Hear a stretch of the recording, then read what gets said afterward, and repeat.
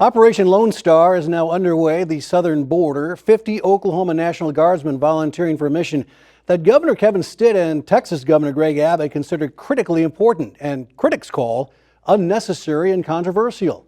Reporter Jason Doyle attended the Guards send-off ceremony in Norman, and he joins us now with more. Jason.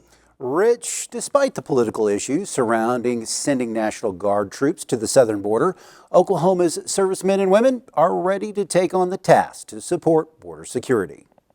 The soldiers and airmen before you comprise Task Force Minuteman.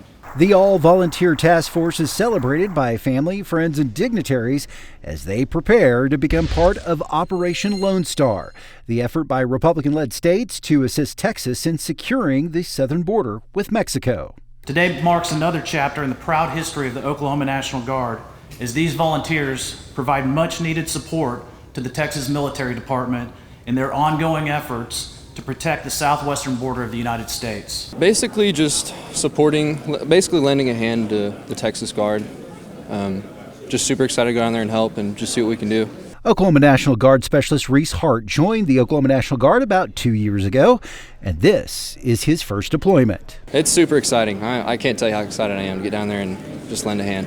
Joining Hart on the deployment is Oklahoma National Guard Captain Jace Crowder, who will be one of the commanders on the mission to the border. So we have a section of the border that we will be in charge of monitoring, and more or less that's all. We'll be monitoring and watching for people trying to cut and break those barriers. Crowder says the 50 National Guardsmen will get more details about the mission once they arrive in El Paso, Texas. Training-wise, it's all going to happen when we get down there. We have a couple-day process when we get down to Texas to train soldiers up on exactly what we are going to do and what their day-to-day is going to look like. While supporters are here at the Norman Military Complex on this day, there is at least one state lawmaker who disagrees with the decision to send Oklahoma Guardsmen and women to the Mexico border.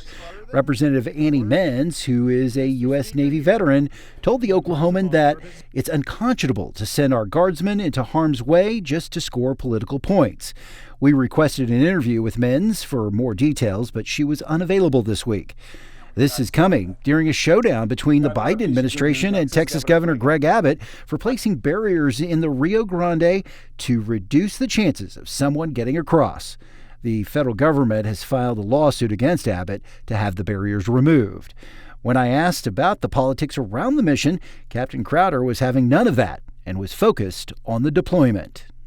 No, I don't have any doubts. We're there to support Texas. That's what we're there to do. This is the right mission. We've got fentanyl deaths affecting Oklahomans. We've got stuff pouring in from our southern border. Governor Stitt felt it was important to contribute to the safety of the nation. The amount of fentanyl that's coming into our country, I just read that there's enough fentanyl that was seized that could kill every single American. I know personally in our state, those deaths have increased over 500%. So it's a problem right now. U.S. Senator James Lankford has visited the southern border with Mexico several times and noted that Border Patrol agents do appreciate the National Guard's help. The Border Patrol tells me over and over again how incredibly grateful they are to have the backup and the help, the people to be spotters, the people to be able to say, here's where the folks are moving across, to be able to target individuals for humanitarian purposes. Stitt is calling for Congress and President Biden to take action to help curb the illegal crossings. One policy change that needs to happen, this was in place prior to the Biden administration. It would cost the American people nothing, and it's simply the Remain in Mexico policy. So in other words, if you're seeking immigration to the U.S., then you're going to remain in Mexico until your court hearing. Lankford agrees Congress needs to take action. Congress has got to be able to step up and be able to clarify the definition of asylum. It's the most exploited issue. This was an issue during the Obama administration, Trump administration. It has been a horrible problem during the Biden administration to clearly define who's eligible for asylum and who is not. He adds the human trafficking across the border has a direct impact to Oklahoma. We also have individuals that are being trafficked into our state.